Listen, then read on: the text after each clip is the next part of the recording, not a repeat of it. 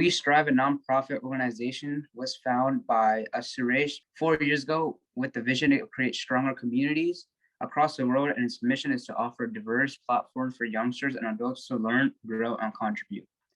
Today, We Strive offers 45 plus programs free of cost, which is made possible via the leadership and guidance from its board of directors, ambassadors, and advisors. To learn more, visit www.westrive.org. I'm just going to be going over the agenda as to how this meeting is going to be played out. If there are any objections to it, please unmute and let me know.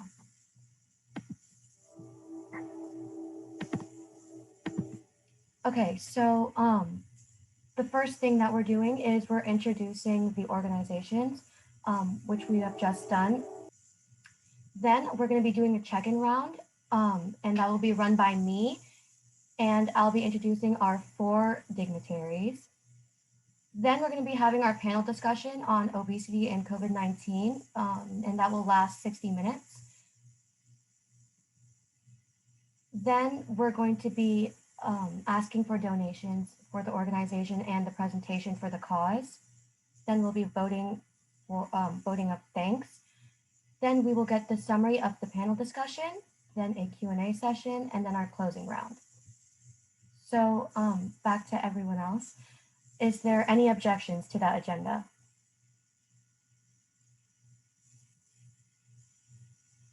All right. I think we should present the Pwc presentation after reading the agenda. Okay, Erin, we can do that.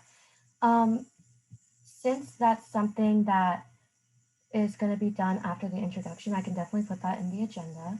Let me just quickly introduce our dignitaries. So again, hi everyone, my name is Sneha, and I would like to introduce our guest that we have today. First, I'd like to introduce Mayor Jacques K. Gilbert. He has been the mayor of Apex since 2019 and previously used to be the police captain of the Apex Police Department before he retired. Our next guest is Miss Anita Stockman. She's the current director of business development and executive education at Duke University and Pwc School of Business. Our third guest is Miss Ritu Bharti. She is a scientist and has a double MS in biotechnology and microbiology, and is on the We Strive board of directors and leads the Science Club and Alternative Healing. And last, but more certainly not least, is our very own Miss Donna Willard of the Morrisville Community Garden Coach and Director. I will now pass over the mic to Gautam so we can get started on our panel discussion and our presentation. Thank you, Sneha. And I wanted to mention how great of an honor it is to see, like our dignitaries here. It's really an honor to see people at such high ranks attending this call. So without further ado, I will share my screen. Okay, can you guys see? Yes. Okay. Yes. So the topic that we chose is to ponder upon obesity and COVID-19, which are both a major problem in the US today. Okay. Obesity is a common, serious, and costly chronic disease. Having obesity Obesity is a common, serious, and costly chronic disease. Having obesity puts people at risk for many other serious chronic diseases and increases the risk of severe illnesses from COVID-19. Now, about 30 to 35% of adults in North Carolina are obese, and the national goal was to have each state under 15% of their population not obese, under 15% obese. But you can see none of the states have really accomplished that. And the states that are in like orange and red, they are above 30%, and that's twice the amount we're going for. And this just comes back to show how much obesity is an issue in our country. And if you guys didn't know this yet, this really shocked me because as a big pandemic going on right now, obesity worsens it, and it's not very pleasant. Here's how it worsens. Having sorry, Having obesity increases the risk of severe illness from COVID-19, and people who are also overweight may also be at increased risk. Having obesity may triple the risk of hospitalization due to a COVID-19 infection, and obesity is linked to impaired immune function. So, like, obesity weakens your immune system, so it makes it easier for COVID to attack and worsen these symptoms. So that's why obesity basically worsens it. Obesity decreases lung capacity and reserve and can make ventilation more difficult. And a study of COVID-19 cases suggests that risks of hospitalization, intensive care unit admission, invasive mechanical ventilation, and death are higher with increasing BMI. The increased risk for hospitalization or death was particularly announced in those under age 65, and more than 900,000 adult COVID-19 hospitalizations occurred in the United States between the beginning of the pandemic, November 18th, 2020, and models estimate that 30% of these hospitalizations were attributed or related to obesity. So now on to the panel discussion, where we and the four dignitaries can discuss how we can how we can solve obesity as a nation.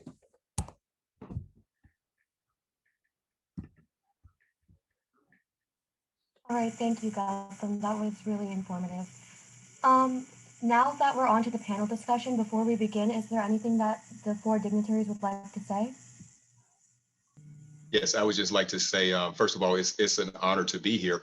And this is like my third time attending a We Strive event. And I just have to commend all the work that you do. You're definitely changing the game. You're changing the nation community by community. And I'm just glad to know all of you. So thank you for having me on today. Thank you so much. It's really been an honor. Is there anything Ms. Ritu or Miss Donna would like to say? It was wonderful to hear from all of you, and it's definitely a very good topic of discussing how obesity is linked to, not only COVID, a lot of other diseases, and we are all very proud of you. You all are definitely going to make a difference in our society and nation. So that's it. Thank you so much. That was really nice to hear. Is there anything Miss Willard would like to say? No, I would just like to say thank you for inviting me in, and I'd look forward to hearing more about your activities. Thank you. Is there anything any of our panelists would like to say?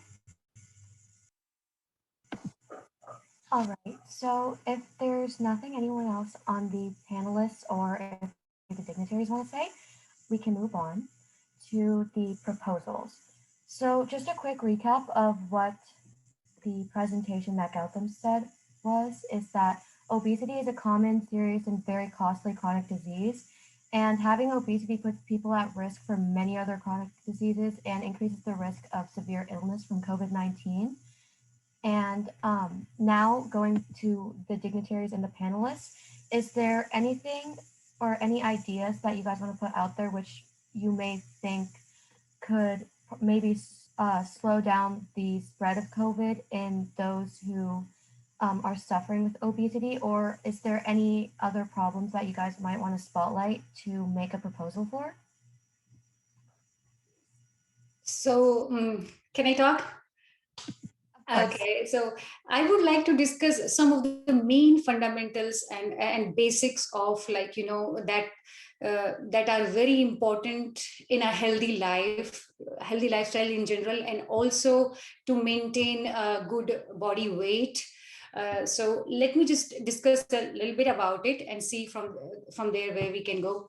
So first and foremost is diet and nutrition. So if that could be mostly, if diet is like non-processed food diet, which is just eating a lot of fruits and vegetables, it has fiber in it, a lot of antioxidants in it. Fruits, they have raw fruits, all kind of fruits, they have so many antioxidants which help fight radical oxidative radical damage. And so that really helps with any disease. And also these antioxidants help, fiber and the antioxidants also help in lowering the body weight. So diet is very, very important. If it could be mainly plant-based diet with lots of fruits and good quality meats, good quality meat and milk products, like, good one, pasture-raised meat, if people are eating meat. So that really helps, good, taking care of our main carbohydrate and protein and fat. These are, these are main things that one should take care of, and taking them in mainly non-processed form. So that's what the importance of food is. Staying away from all fried food, processed food is very, very important and very crucial in any healing and maintaining body weight. Next important basic is exercise, moving the body. Very important for blood circulation, very important for lymphatic system. Quite often we don't pay much attention to the lymphatic system, which is like a sewer system of our body. That's the system that delivers most of the nutrients and whatever any part of the body needs. And if lymphatic system stays healthy, immunity stays healthy.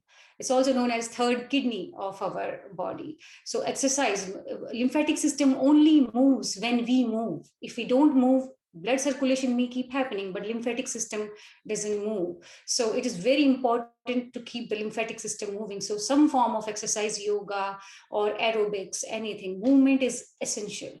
These days they say sitting is new smoking. So movement is so important. After that, stress management. So stress management, even if I'm eating a good diet and I'm doing exercise, if there's a lot of stress in my life or in my lifestyle, no matter what I do, my body will be highly inflamed. All the inflammatory molecules will be active. Kidney will be stressed, liver will be stressed. So, and lots of microbes start coming inside the body, and it's just a bad place. So stress needs to be managed, which involves, just looking at my plan for the day and see where I can do some breathing, some meditation in between. If I have to be in continuous meeting, couple of deep breathing helps a lot. Drinking a sip of water, things like that. So that's very important. Sleep is very important. There has been data now produced that even the war troops who get 7 to 8 hours of sleep, their performance has been better. Even in the athletics, who sleep with enough time. So it is not, essentially we have to give away greed, like to do more and more. And in this doing of more and more, we go under more stress. We try to reduce our sleep. We think that, okay, even if I sleep for 5 hours and continue working, I'll be more productive. That's not so. Research has proved that. So enough sleep is very important. So these things, diet, exercise, managing stress, sleep, being social, and having gratitude, that itself generates a lot of good chemicals like oxytocin and dopamine, which really start some kind of healing process in our body. So having a social interaction with our society, with our neighbors, and that really impact our health. It seems like it might not have any in relation to our physical health, but it really does. Thank you. That was really informative. And I agree with all of your points. I agree that food, exercise, socializing, all of that is really, really important to our mental well-being and our physical well-being. Let's go to Miss Anita Stockman. Is there anything that you would like to bring up?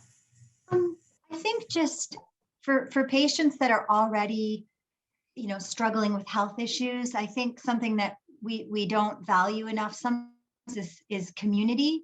And I think COVID can be very, very isolating. So I think that, educating people on resources that they could reach out to, like I'm sure Mayor Gilbert, can speak more, but in communities, there are so many things we can tap into virtually, don't feel as alone. So I think that education around community resources would be something super important. Thank you. I agree with that. And speaking of Mayor Gilbert, would you like to go next? Sure, thank you. And Rita and Anita covered everything I had to say. They stole all my stuff, but anyway, it's all good. No, it's great. I'll just kind of extend what they had to say. I think education is it has to be done in a manner that's digestible, no pun intended, for all audiences, right? So what speaks to me may not speak to another individual. So it's having that diverse perspective and approach to make sure that everyone can benefit from what you're trying to accomplish. I would be interested to know, and maybe I missed it on the slide, when it says 30 to 35% of people in North Carolina are obese. What was that breakdown of demographic? I don't know if I saw it. Did I miss that somewhere? No, we put our references at the bottom. We got that from the CDC website, Okay. and that map, those statistics are from 2019. Okay. We're not entirely sure what they are now, just because there are no newer statistics, but we know that's what it is for 2019. Okay, I would be interested. I think that would be another piece of information to help you in your approach and how you, put together a plan to address these and make things better. So as Rita talked about, just the other benefits besides COVID, talking about just a healthy lifestyle and exercise, diet and exercise, and all those things, and how it's good for you to do these things to make you better, as opposed to just talking about the death aspect of it. So I think it could be a good positive message while addressing the other issue. So that's all I have to add to this. Thank you. Thank you. Now I would like to go to Ms. Willard. Is there anything that you'd like to add? Well, since everybody said everything pretty much, I would just like to say that I think that my piece, which is the community gardening and education gardening, provides a lot of the things everybody's already mentioned: getting out, getting together with community, working together, and the end result is a healthy product. All right. And from what I know, you run the community garden. So do you think in a proposal, is there any way that the community garden could help with the COVID-19 spread or the obesity that needs to be reduced? What was that second part? Or with how the garden could help healthy eating habits, so then the obesity percentage in North Carolina can go down? Okay, as to the first part, I mean, we have continued throughout the pandemic, but ensuring that we follow all the guidelines, everybody wears masks outdoors, the whole 9 yards, but we have still managed to do community work. A large part of both of the gardens involves donating to the food pantry. We actually donate directly to the Dorcas Food Pantry. And I think that in a large way helps the people that are receiving food from there, because otherwise they would be getting boxed and canned goods. And we've been told we're the only garden currently donating. So we'd like to think it's going a long way in providing a well-rounded, healthy meals. I agree. I also think that the community garden does a lot to help promote healthy eating because obviously gardening, you know exactly where your food is coming from and how it's grown. So it's definitely a huge step towards promoting healthy eating. So I would like to now spotlight Miss Stockman. I know that you are a yoga instructor. So is there anything that you would like to say regarding, using yoga to, like an exercise tool almost for those who are looking to reduce the weight? Yeah, well, I think yoga is, it's really, really powerful. And Ritu would talk about this too. I'm sure the connection between, even simply using our breath, and the way we talk about yoga in the Western world is more about asana or physical practice. But I think that a lot of people are intimidated by yoga because they always say they're not flexible, but really, lifting your arms and breathing and inhaling and exhaling in a chair even can change your physiology. So I think that it's a lot of it is rooted in education, but also not scaring people. I think sometimes when educating people on the fact that you can build up to doing more difficult things, or maybe you're never going to do difficult things and that's okay. But I think even 10 minutes a day of some light stretching or connect body, just sitting on a mat or sitting on a rug and just breathing can change your entire day. So I think the answer would be baby steps. I think, like for example, I do not run and I get scared when people talk about running. I start to go into a state of panic because I think I can't run. And it's just that way we get in our own heads about different things.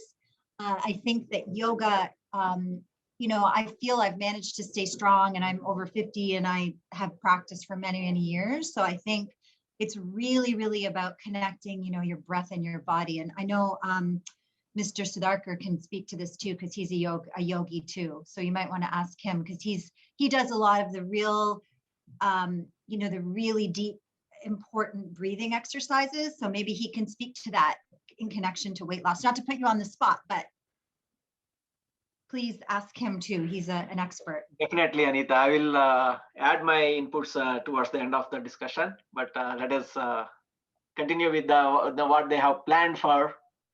The dignitaries? Okay. Yes. Okay. Thank you. Thank you, Okay. Anita. Yes. Okay, and now I would like to spotlight Ms. Ritu. Is there anything that you would like to say in terms of exercise as to how we can help? Yeah, I for exercise, my experience has been I'm very flexible. I just feel like it's just go get out, do some kind of movement. Whether it could be, just running or just walking or yoga or any aerobic exercise, weightlifting. It's mainly just whatever inspire someone. It's not like that I have to do just one kind, just any kind. Even some people enroll themselves in games, just, playing soccer or any kind of physical activity games. If one do it, the key lies in the consistency and persistency, like something that we can do almost every day in terms of movement. That would help the most. If running on treadmill is boring for someone, then maybe try to play some soccer with kids or some anything like that. Like I enjoy walking a lot, so I make sure that I do minimum like 1 hour of walking. I just love to stay out in nature and just looking at trees. It's just so wonderful, very relaxing. So anything that interests someone is more like, is going to help them. Along with that, sunlight is also very important. You know that in COVID-19, they are saying vitamin D deficiency is one of the main factor that is bringing severe symptoms. So if apart from taking it as a supplement, if we make sure that we go out at least even for 15 minutes, and the new research suggests that it's just not vitamin D. There are many other things that we get from sunlight. It's antimicrobial. The white light spectrum is very healing for body. It reduces inflammation in the body. So having some time outside in the sun is very important. Thank you. I agree. Vitamin D is such a big thing that needs to happen, especially considering everyone's now at home. So I completely support that statement. Now I would like to go to Mayor Gilbert. You used to be a police captain, so I'm sure you would know everything about exercise. I can only imagine. So, can I know what your recommendations would be to any citizens related to exercise or reducing obesity? Well, you made a correlation of policing with wellness, and we got a long ways to go with that. We're failing. So, when I first started the police academy, and that was a long time ago, and I'm not. It was actually in 1989. They said before I graduated, it would be a state standard that all police officers they would be required to test every year to maintain their certification as far as physical fitness. Well, it's 2021, and we're still not there. So what we also notice is that the amount of police officers that are injured in a line of duty or just injured at home, and they live a sedentary lifestyle, we're failing. And that obviously increases, healthcare costs and all those things. So everybody just needs to take the personal interest, number one, and also understand it's up to them to get it done. I think what Anita pointed out earlier is about just getting started. And Ritu talked about it as well. A lot of people just get intimidated and they don't set goals. I think setting goals is very important. When I train police officers, I always gave them a goal, consistency over a period of time, and you see results. So I think that is the main thing. And when you start, I don't think people understand when people see the change in you, they see you and you inspire them, and it makes them want to also get into the game, if you will, and make better, healthy choices and change their ways of doing things when it comes to health. So I think that's a good start. Thanks. Thank you. I would now like to pass it on to our panelists. That would be Charan, Aaron, Gautam, Charita, and Hain. I will go in a circle and I can start off with Charan. Are there any comments or anything that you might want to add to our discussion? Yeah, I really like how we discussed how we can stay healthy during this time of COVID, because it's kind of hard to buy really good food. On that topic, processed foods are not as good as farmer markets, and supporting farmer markets are a really good way we can get more organic food in the system. With processed foods, they're going to be a lot of the animals will be just very crowded. They're going to be antibiotics. The antibiotics can be leading to poisons. Even though officials say that the poison you can tolerate the poisons, but it's still poisons at the end of the day, and it's not going to be really good for your body. So organic food is the way to go. There's like a farmer's market in Raleigh. It's always a great place to go there, meeting new people and also getting new food, which is really healthy for you. During this time, yeah, it's hard. It's very hard to get really good food, but it's also one of the most important times to get really good food, considering this is a virus going on. And if you're not healthy enough, you probably should start trying to get more organic food in your body. Try to separate your diet from your normal one, just food that you get like fast food. So you would probably want to limit your diet to organic and probably more farmers produced food, and that's one of the main reasons. It's the only reason that a lot of people don't buy organic food. It's kind of expensive. For example, I was reading a book. It's called The Omnivore's Dilemma by Michael Pollan. It's a very good book. I recommend all of you to read it about GMOs, organic foods, and everything. It's a very great book. I think one of you, at least one of you in here, probably have read it before. It's a very great book, just explaining how we are dealing with basically the GMOs and everything organic and stuff like that. And I think that's one of the main reasons I really like that book, because it taught me a lot of stuff that I didn't really care about. Organic food, I thought it was just, it's just right there, right? It's no point. It's the same thing as fast food. I mean, there's no difference, but there's a really huge difference. That's why I'm trying to limit myself eating fast food, and it's very healthy for me. So organic food is always the best, a better way. and get more food from the farmers market because they're not getting as much as load they're going to get before COVID-19 started. That's all I needed to say. So, Ham, Charita, and Galvin, you guys have anything to say? I'll pass on to Galvin. I'd like to add something to yours. So actually, I personally would prefer from the farmers market. So like I know you can't go to the farmers market every week or every day, but yeah, I wanted to tell you this. I'm pretty sure most of you already know, but where you get your fruits from, the supermarket, I don't want to diss Harris Teeter or anything, but like their fruits, their produce is like what do you say? It's covered in so many preservatives and some like I saw in a video, I don't know if it's true, like there was even wax on an apple to preserve it. So I know most of you guys wash your fruits before eating it, but I personally think that if you go to the farmers market, you're getting what you see. There's nothing hidden, there's nothing that they did to, you know, change how long the fruit stays. You're getting it straight from the farm, and I think that's a really good thing for your body. Okay, that's my note on. I was adding on to Chiron, but on terms of immunity and obesity, I actually researched the other day, and I came up with a few foods that would be that's really great for your immune system. So these foods that I'm gonna say now, they're not gonna prevent you from getting COVID. They're just gonna weaken the symptoms a little bit. So citrus fruits like orange, lemons, grapefruits, they have a high concentrate of vitamin C, which vitamin C will help increase the white blood cells in your body. And actually, citrus fruits are what most people turn to after receiving a cold for rapid immunity.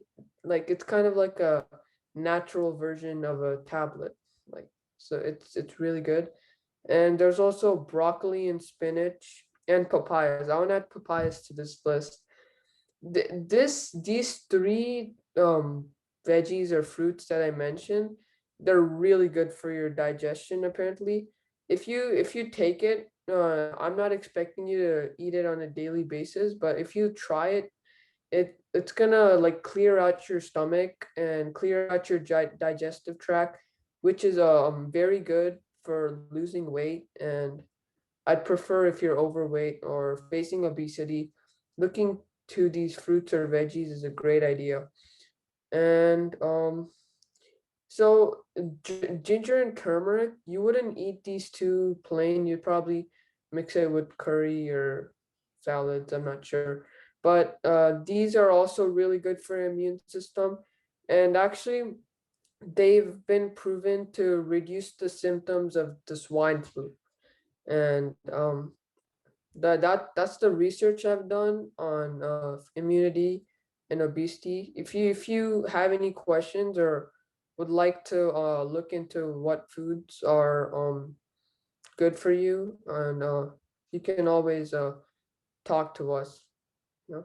And that's my note. I'll pass it on to anyone who wants to go next. I want to add on to what Gautam said about immunity. So he did say that some fruits that were high in vitamin C are really good for your digestion.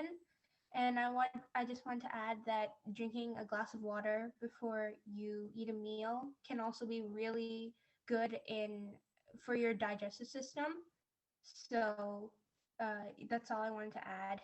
And I researched a little bit about getting a lot of sleep, and for it can help a lot of things. So if you get at least 7, 8, 9 hours of sleep, like most people should, it can lessen your risk for getting COVID-19 or any kind of chronic diseases like type 2 diabetes, heart diseases, anything like that. And it's actually been proven to lead to insufficient sleep can actually lead to depression. And like I said, that can lead to any other chronic diseases like type diabetes, heart diseases, and COVID-19. So that was my note. That's all I wanted to add. So if Haim or Aaron wants to say anything. Yeah, I'll go ahead. I think one of the dignitaries, I'm pretty sure it was like Mayor Jacques and also Mrs. Stockman about a lot about like educating others about all this what's going on. I think it's very important as well to let other people know about this, let other people know a lot more about really what's going on. And I think this can be done many ways. Like you can use different things like posters, infographics, etc. They can be really helpful, honestly. It'll contribute to a big effect, and that could even be like sort of an influencer or something that can inspire them to step up and also inspire more people to do the same. So I think that would be that's all I want to add for now. Yeah. Thank you, Aaron. I think our last panelist that we haven't heard from yet is Haim. So if he would like to unmute and say something. Yeah, so I don't really have much, but I have a few points. I was just basically going to say with this obesity and COVID-19, it's going to be really hard for some people because of the virus. They can't really go to gyms and exercise properly. And some people actually have COVID. And like some people don't have the willpower to just do it at home. So it's really hard to do this. And there's a lot of studies that shows like with COVID-19, obesity is just becoming like a more and more thing between people because of COVID. You can't really go out and do things. Some people are actually like quarantined inside their home, and at some places you can't even go outside your house. So it's like really related, and maybe after COVID, like this can like become better, and unless people could have obesity. Yeah, that's all I have. Thank you, Haim. I would just like to add a little comment as well. I did my research a couple of days ago about how COVID-19 can affect obesity, and obviously not the best ways. COVID affects everyone when they get it. And even to those who haven't gotten it, it's had a pretty big impact on our lives for the past year. But to those who did get it, it's seen, according to the CDC, that those who have contracted COVID while they were obese, their lungs failed them a lot more than the average person would. And that's because the the fat content was kind of pressuring more and closing in on the lungs, which made it really difficult for those who were obese to breathe. And since COVID attacks the lungs, it just made their situation a million times worse. So I would like to put out a proposal or maybe a small idea out there that I know that both Ms. Ritu and Ms. Anita, they both were speaking about the benefits of yoga and how the breathing of yoga affects, your everyday life, and it could be mentally or physically. I know that my dad does yoga too. He's very, very big into it. So I hear all about the benefits firsthand.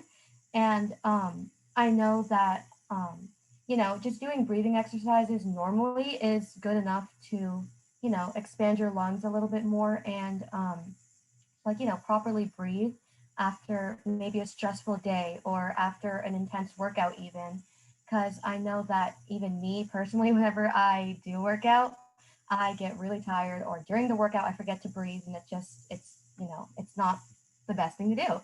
So yeah, I just wanted to put that out there. And I would now like to ask one of the dignitaries to talk about how they've motivated others to get out there and exercise or lead a healthy lifestyle. So if one of you guys would like to unmute and talk about how you have motivated anyone, really, it could be anyone in your family, a fellow citizen, someone that you've mentored, that would be great.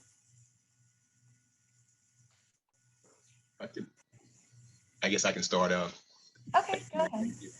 I thought it would be fitting quick story, something that just happened about 3 weeks ago. So as Anita talked about how yoga can be intimidating to most, and it is intimidating to me.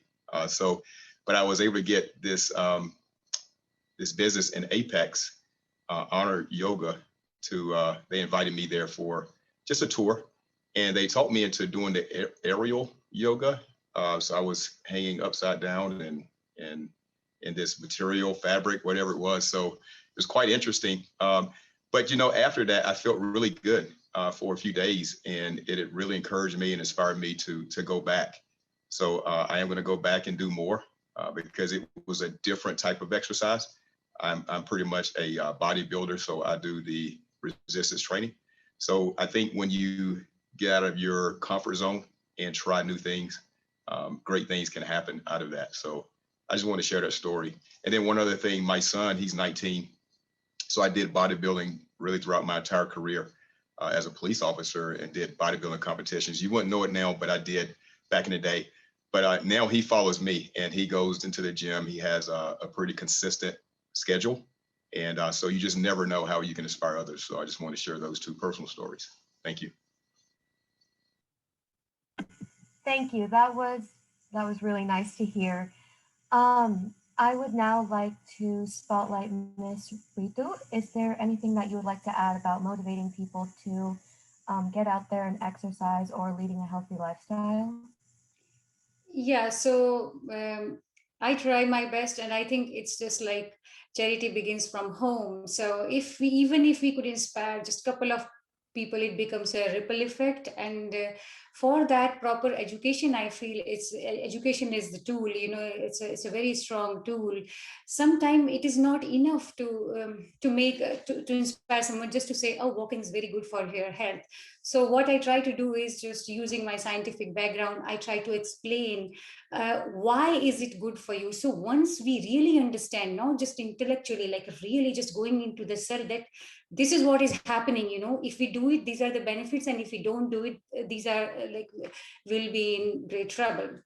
Suppose if I have to explain that breathing exercises are very good for you, so everyone hear that and it's just go away. But if I explain it a little bit more, what happens when we increase our lung capacity, and through lungs also we detox lots of chemicals through lungs, through breathing. One of them is serotonin, and serotonin is produced in excessive amount in our intestine when we have a lot of endotoxin production. Those are the toxins that are produced by bad bugs and microbes. So if we do more breathing, we detox more. So like that. So if I have to explain someone, just really motivate someone that why you should do it, like, either it's about juicing or it's about detoxing or exercise, just if we provide enough education, then it really motivates people. I've seen that. I run a couple of groups for just healthy lifestyle in the society. And I see that people, really, if you are consistent and persistent, at some point of time, they will kind of listen to you, and then they are really thankful. They have these things saved. Even little things like gardening. If we in our garden, small vegetable garden, we grew small herbs like basil and lemon balm, mint. These are really helpful in increasing our immunity. Basil even provide us a lot of radioactive, provide us away from, like, it inhibits radioactive pollutions like that. So in today's world, there's a lot of EMF and all kind of radiations going around. So things like that. So I think education is the key. If we could motivate people by properly educating them, really. Thank you. That was very true. I agree that exercise is a gigantic part of leading a healthy lifestyle. Now I would like to go to Miss Anita. Is there anything that you would like to add about motivating others to lead a healthy lifestyle? Yeah, I think that first of all, Mr. Gilbert, congratulations on hanging upside down. I don't do that, but that's amazing that you did that. Again, I think it's all about, as Ritu said, it's like a little bit every day. And I think that I've tried every kind of exercise known to mankind and quit because my goals were too big. So I think that realistic goals is a really important thing. I think that I'm a Scorpio, so I'm very I just decide I'm gonna learn how to run a Ironman something, and then after 2 days I'm like, I can't do that. So then I stop everything. So I think I'm now finally learning that even if you can walk 10 minutes in the morning and 10 minutes at night, you've now walked 20 minutes. Or a big thing that someone earlier had mentioned is water. I think, like, I'm not a great water drinker, but I think that creating habits where it's just little, goals, and also just doing things you like. Like, if you don't like it and you have to do it, it's just basic psychology. Like everyone will do everything they can to avoid doing what they don't want to do. So I think that you have to enjoy it. So yeah. That's all. I agree with that too. I personally know that from experience. If it's something that you don't like doing, you're going to push away the idea and you're just not going to like doing it at all. I would now like to go to Miss Willard. I know that you are, almost like the manager of the community garden. So I'm sure you've already inspired so many people on leading a healthy lifestyle, but is there anything in particular that that kind of reached out to you whenever it comes to inspiring people to lead that healthy lifestyle? Actually, we get inspired by a lot of the members. We have 35 families involved in the main community garden right now, and they come from all over the world. So we learn a lot while working. We get plenty of exercise, lifting dirt, moving mulch, the whole 9 yards. But I would definitely encourage people. I think we found in this pandemic that access to everything we wanted didn't always happen. And I think a lot of people have found that, I'm sorry, what? Oh no, I was just gonna say, is this just for like the morsel garden? Do you just own like the morsel one, or do you help out with like all the other ones too? I actually have been running the Marshall Garden for 11 years now. And Okay. worked with the town of Lawrenceville we created the Healthy Food Hub, which involves the farmers market as well and active green space that I'm told very shortly we'll start offering classes and everything from cooking healthy to Tai Chi. So it's located in an area that all of the residents can walk to. So there's a lot of different factors. That was one of the criteria. It's right by the Greenway. But as I was saying, I think a lot of people have found that if they grow their own, it's not only got more vitamins, but it tastes a whole lot better than a lot of what you can get in stores. Did you have any other questions? No, ma'am, that was really good input. I also just wanted to add that my family is one of the 36 families in the garden, so I know that it's such a wonderful resource whenever it comes to leading a healthy lifestyle, of course, because you know exactly what you're growing, you know exactly how you grew it, and yeah, I believe it's a wonderful resource. I also just wanted to mention that We Strive has a program every Sunday morning where we do various exercises. Most of it is yoga, but we do various exercises on Sunday mornings. And if you want to learn more information on that, you can contact Suresh or you can also contact my dad, and they'll let you in on more information on that. I would now like to take all the information that we've learned from both the panelists and the dignitaries, and I would like to form a proposal. And let me kind of dig deeper on what I mean by that.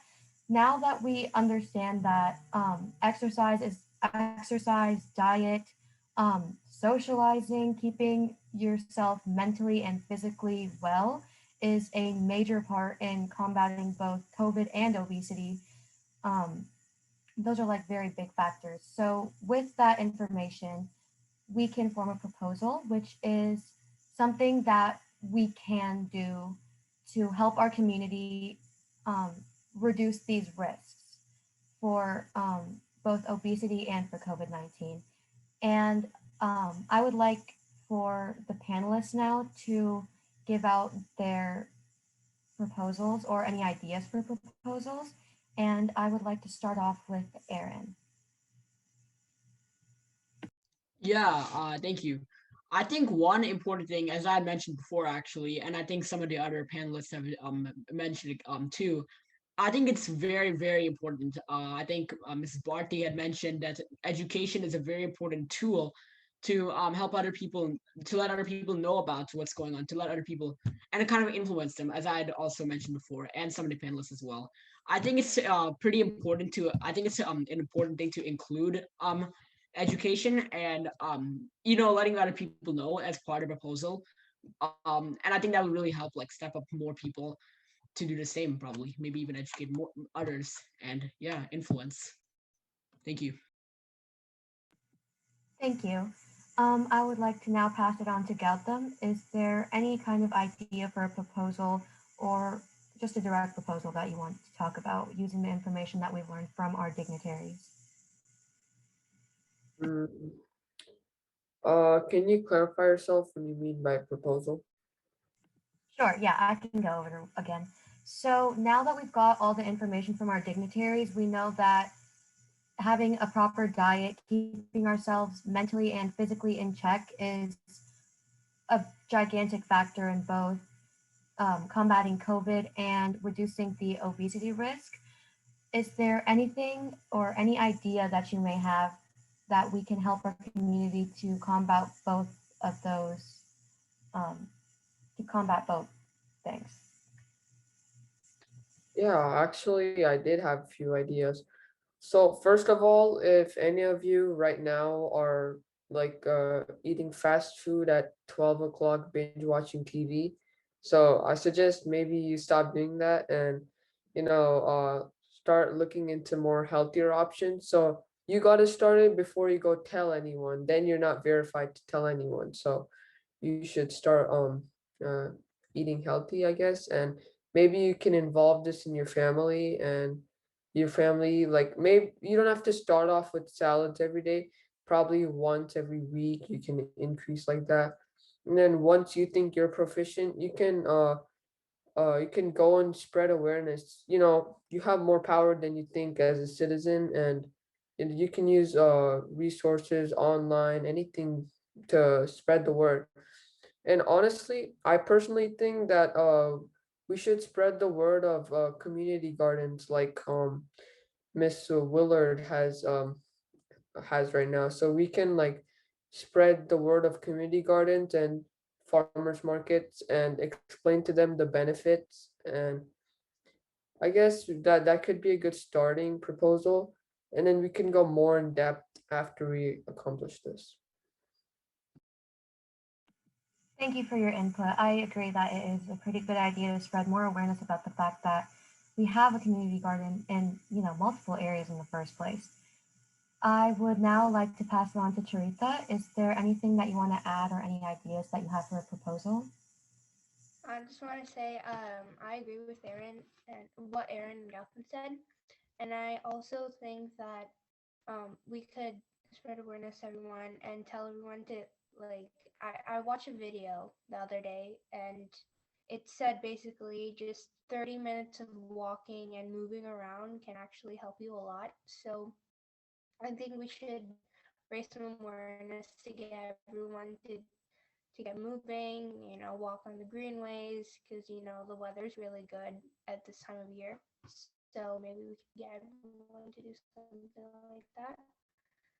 So that's my proposal. That's it. Thank you, Charitha.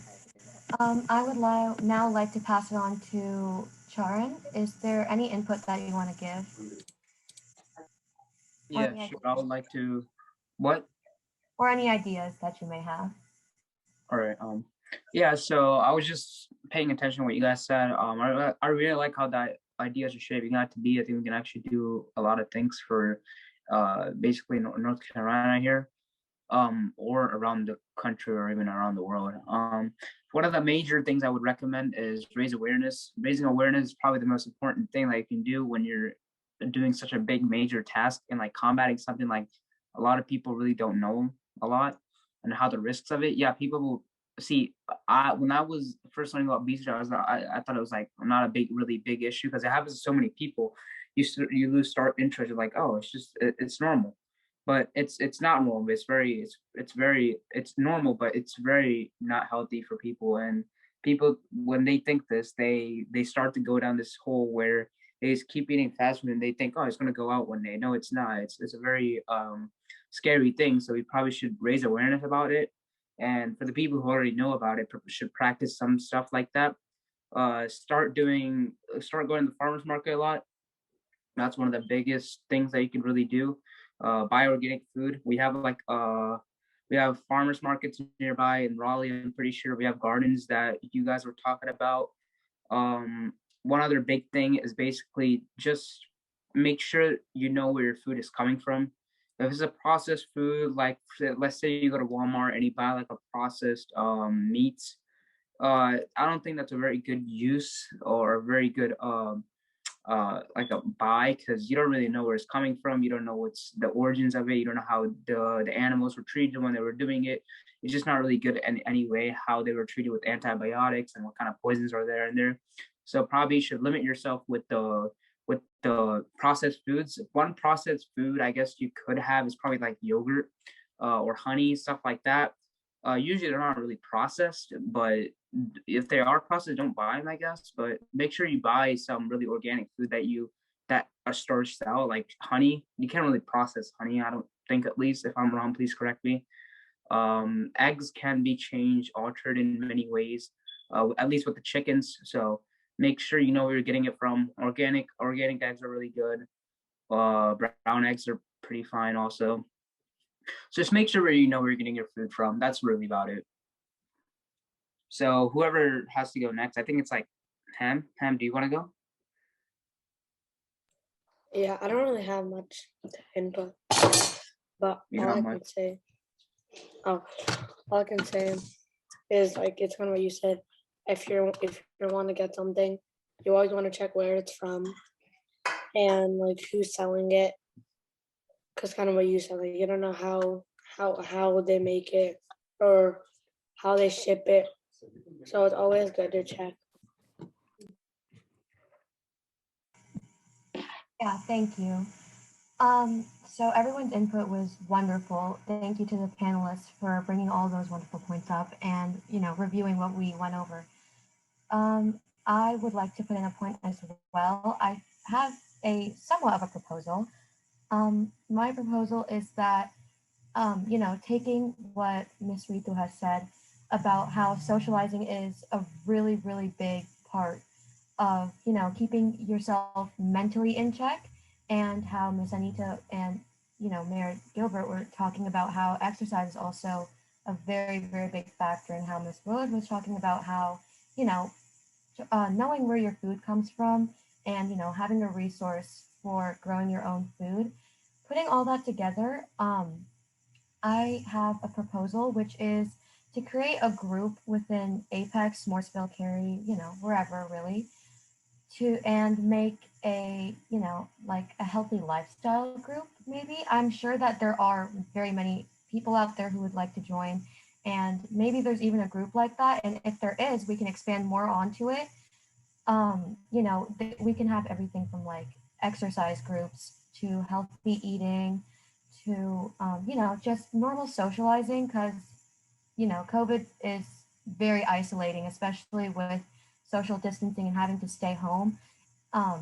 In whatever way possible, having a way to reach out to other people and having other people go through the process of changing their lifestyle to a more like to having more healthier alternatives would be a pretty good idea on how to better our community and the people around us. So that is my proposal.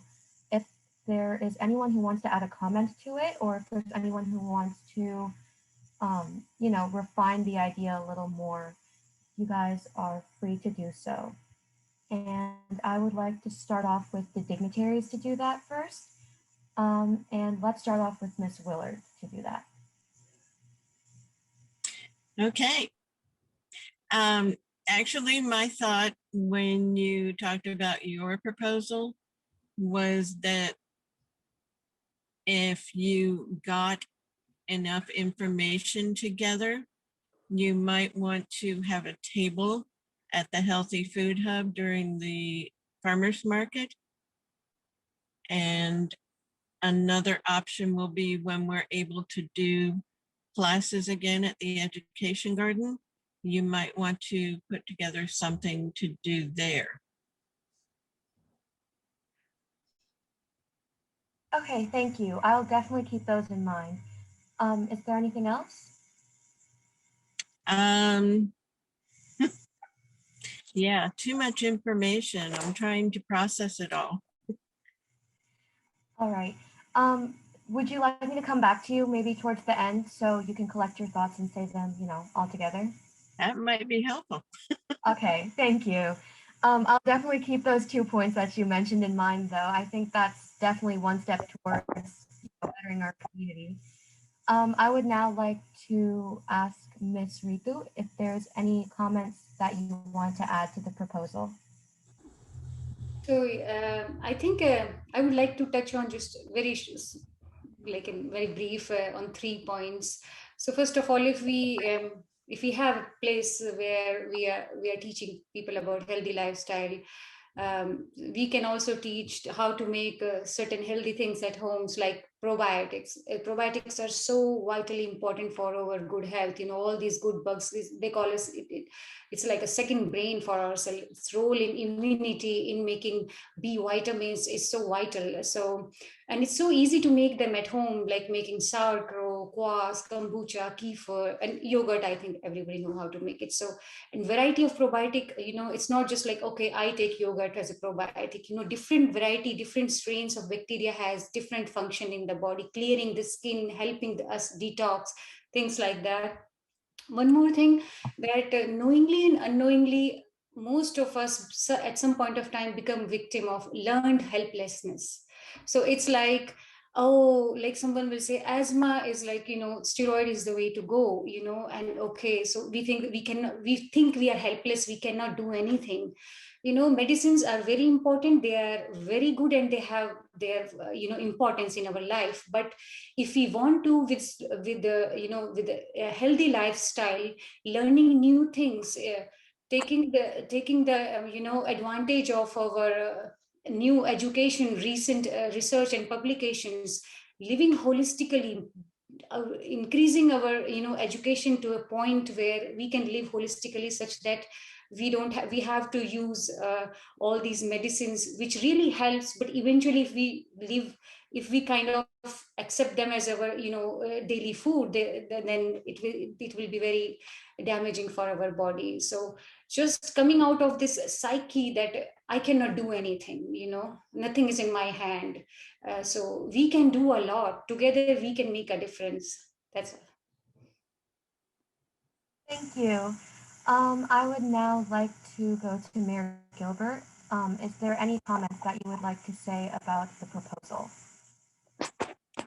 Yeah, I would just like to say the proposals presented were dynamic, fantastic. I think it's a great start. And I will always say, do it your way, the way it's given to you. You don't have to duplicate anyone. It's yours to do. And make being healthy cool. With the new generation, you all have to take it to another level, and it starts with you. So I would just find your way of making it cool. And I know there are many fast food restaurants that have attempted to make things more, I guess, healthier. I know they have, like, I'm just going to throw one out. Burger King has that. I don't know what kind of burger that is. I don't know how healthy it is, but they say it's healthy. Who knows? But anyways, I think pressing these restaurants to make those changes, and I think you have the courage. That's what I love about youth. You guys are, I don't want to use the word bold. I'll just stick with courageous. You don't mind going all out and making sure that people are taken care of. I would also encourage you to press on your city and town leaders and see if you can get in front of the council. There's council meetings They do have a public forum period, and you can make presentations. You have 3 minutes, and get up there and share with them how important healthy lifestyles are and choices. And you have no idea on how that will inspire council members to make certain decisions with initiatives and things like that. I know we have here in Apex. I know Morrisville is leading the way as well. So, and then also making fun activities. I think Pokemon is still cool, but when people go out and look for things, they're walking around, exercising and looking. So you're really having fun while you're exercising at the same time. So thank you so much for all you're doing. Thank you so much. That definitely had a bunch of ideas that we could do, and I'll keep them in mind for whenever we put the proposal into plan. I would now like to go to Ms. Stockman. Is there anything that you would like to add to the proposal or any comments that you want to say about it? Well, first off, thank you so much for all your ideas. I think the panelists, I wish I was even half as articulate now as you are at your age. You guys are awesome. I was thinking of two things. First of all, I have 3 daughters that are 19, 17, and 14. And a lot of times when I suggest physical activity, they'll want to do the opposite. So for me, my key as a parent is to not suggest, but just by doing, I think that they sometimes see. So my middle daughter just joined the yoga studio where I teach, but I didn't suggest it. Just so you know, the parents will understand what I mean by that. But what I was going to say is that, you've been talking a lot about organic food and beans and vegetables and things like that. But I think sometimes, there's a lot more ability now, but I think access is often a problem, and cost. And, it can be I know I have go into shock sometimes, walk into Whole Foods, and see the prices. So, but I used to work for an organization. I used to do volunteer work for an organization called Farmer Food Share, and they're still around. And one of the facts that I learned with Farmer Food Share is that there is a lot of leftover fruits and vegetables at the farmer's market. So they'll have, hundreds and hundreds of pounds of food left over, and there's nothing they can do with that food. So I think for We Strive, one of the things that you could do that would be an excellent idea, and maybe this is something across communities, tap into local farmers markets and then have a donation station at the end where you just collect the leftover vegetables, bread, honey. They sell raw honey, and it can be $12 for honey. Well, people cannot afford that, and there's a lot of communities.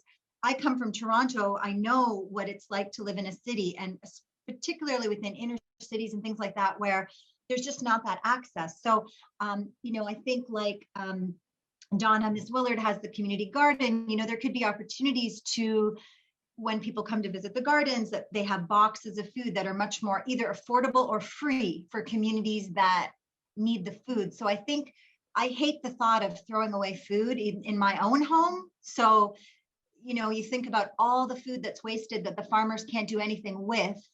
And again, it's organic. It's not sprayed. There's no preservatives. So I think that, finding out about farmers markets and donations could be a huge way to contribute to people who cannot afford organic produce.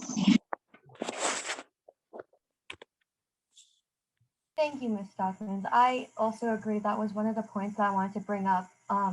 Food wastage is something that's so huge in this country and other countries too. There's so much production of food which just does not get eaten, and seeing as though that there's people who are not able to get that food, it's really very disheartening. But I also agree with your point talking about how getting access to healthy food itself is just such a big privilege, and there are so many communities who could use that little push towards a healthy lifestyle, and the reason they can't get to it is because of how costly it could be. Like you were saying, like honey is so much more expensive than what it used to be. So I completely agree with you. Yeah, and if you know, I know that you're that Gen X is really influenced by TikTok, for example, and I have 3 daughters, so, and I'm also a little bit addicted to TikTok, but they there's a lot of cooking and a lot of things going on that are inspiring young people, which is wonderful. And my daughter even will start cooking and say, "Oh, I learned it." But I think sometimes, the ingredients can be prohibitive, right? Like if you see them cooking something, it's like not everybody can use tabbouleh and tahini and organic kale and, chia seeds and all these ingredients. So I think that accessibility is super important, I completely see where you're coming from, and I also completely agree. It's just such a big thing where eating healthy and learning healthy recipes may just seem very appealing to some, but to others, it just seems like, it's just a lot, especially for those who don't have access to it. So I completely understand where you're coming from. So now that we've kind of refined and fine-tuned our proposal a little bit, I would like to go for a consent round. And I'll just do a very brief, review of what it is to have a consent round for our dignitaries and even maybe for some of our panelists. So a consent round is after we have created our proposal, we will go around to both the dignitaries and to the panelists, ask them if they agree with the idea and if it's something that we should take forward. I'll go in a circle, and if you do like the idea, you would say that it's, that you consent to it. If you do not think that that it's something that we should do, or if there's maybe a little change that you want to add to it, you would tell us what that change is, and we will refine it to your liking. And because I've facilitated majority of this meeting, I would like to hand over this consent round over to Aaron. So Aaron, are you willing to do the consent round for both the dignitaries? Yeah, sure. All right. So yeah, as Nia mentioned, I'll be I'll do a consent round. We'll make sure everyone's okay, and we can always refine our proposal, and make it better. Like if everyone if anyone objects to it. I'll also share my screen here for a second, and that will show a little bit of the notes in the document and what the proposals have been made. So I'll just do that. Okay, can you all see this? Yeah, I can see. Yeah. Okay, so it's kind of like a bit, but it has a lot of different aspects such as education. Education is important as well as Gata mentioning healthier options and how important it is to spread awareness online, as well as checking foods. And then going on to what the dignitaries had also mentioned, we can focus on more socializing and the importance of exercise and growing foods.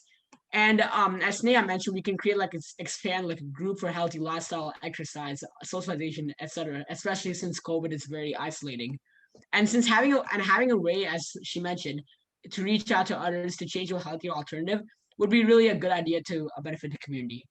As she mentioned, and so I think I'll go on a round of consent for everyone. I'll start off with just a second, sorry. Let's go to the Zoom tab.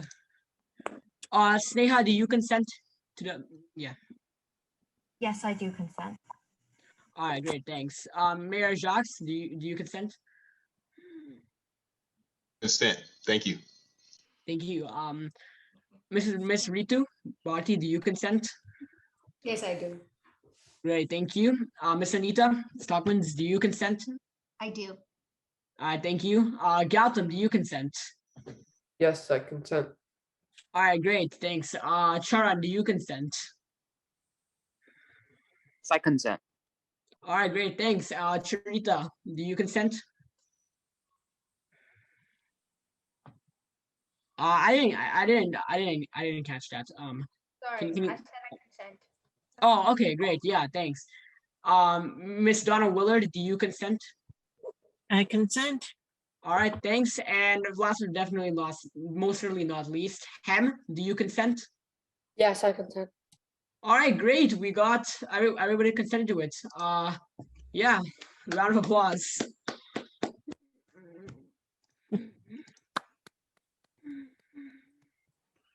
Yeah, thanks everyone.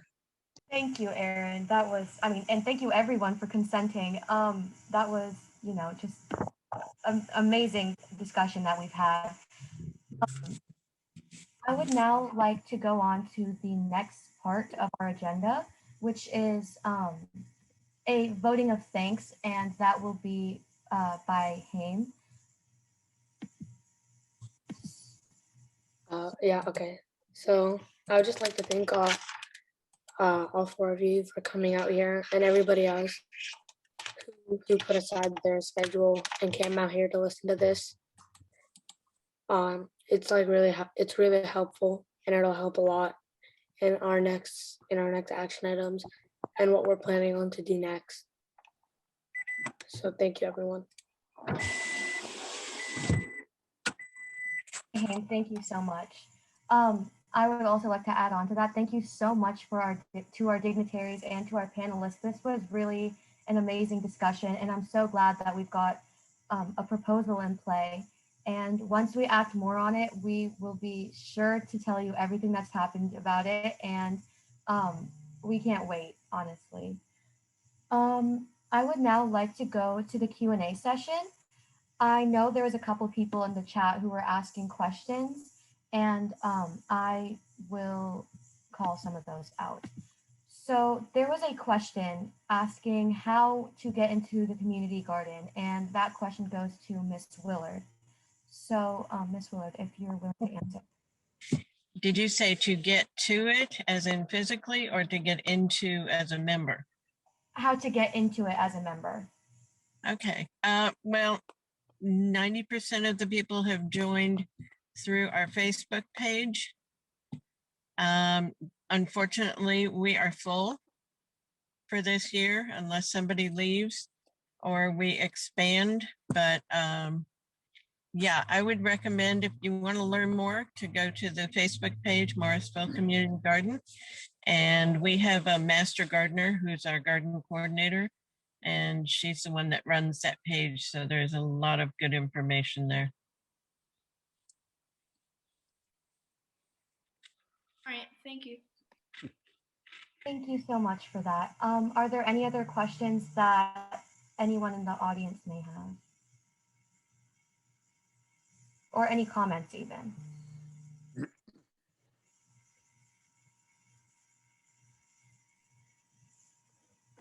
Okay, I would now like to pass the mic over to Mr. John Buck.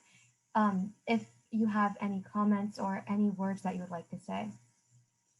Oh, well, I just thought you did a great job of facilitation, Sneha. Like, wow, you got consent agreement and some action around that. Go pull or get the attention on all these ideas to people that can really help do something about it. And really appreciate everybody participating in it. We've had other broadcasts today from Chile and Africa and India, and it'll be so interesting to compare all the notes as to what everybody's come up with. So thank you very much for participating. Thank you, John, for that. And I see a note here asking for me to say something about sociocracy. Oh, yeah, sorry, I didn't catch that. Sociocracy is a sort of a subset of democracy. It tries to make sure that everybody gets a voice, and it structures it so that at the bottom there can be governance from below as well as from above. And so if you look at the diagram of any corporation, you'll see the power goes down from the top. Sociocracy says, okay, we can make it go up from the bottom also. And you children are the disenfranchised part of the society. You can't vote till you're 18, but you should have some political power. And what we saw today is you exercising some of that political power, doing some governance from below. And the process you used was very inclusive. And that's what we aim to in Sociocracy. Just for those of you who like words, the word democracy means ruled by the general mass of people, the demos. Sociocracy means ruled by people who know each other. So it requires you to be working in small groups and then linking those groups together to have the collective voice go upward. So that's my quick answer. Thank you, John, for that. Now I would like to pass the mic over to any of the dignitaries or any of the panelists for any closing remarks that you may have. Can I talk? Yeah, of course. Okay, so since we talk so much about healthy lifestyle and immunity, it will be incomplete if we do not include importance of fasting in having a good immune system and in raising our immunity. So Professor Walter Longo, he's a professor of gerontology at University of South California. He has done a phenomenal job showing, how fasting can help not only in raising immunity, but defeating cancer.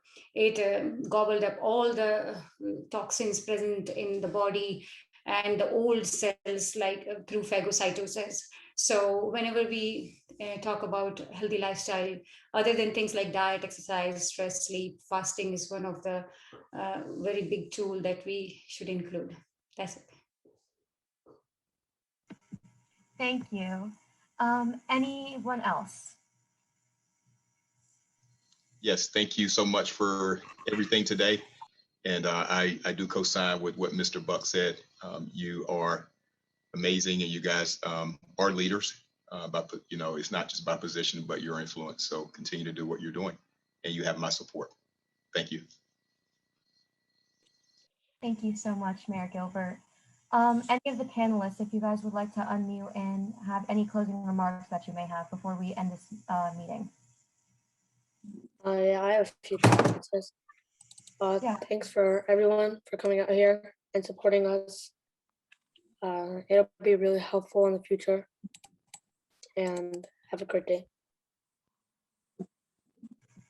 Thank you. Anyone else? I think we can go for one or two more. All right. Okay. If not, thank you everyone for joining. This was an amazing opportunity, and I'm so glad that there were others who joined and listened in on our proposal shaping and the importance of keeping a healthy lifestyle. And with that, we can close today's meeting. And this discussion was amazing. And thank you, everyone. Bye,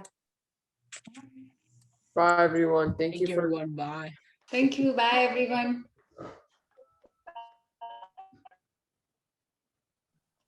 All right, thank you. Bye. Beautiful, beautiful. Very nice. Thoroughly enjoyed the program.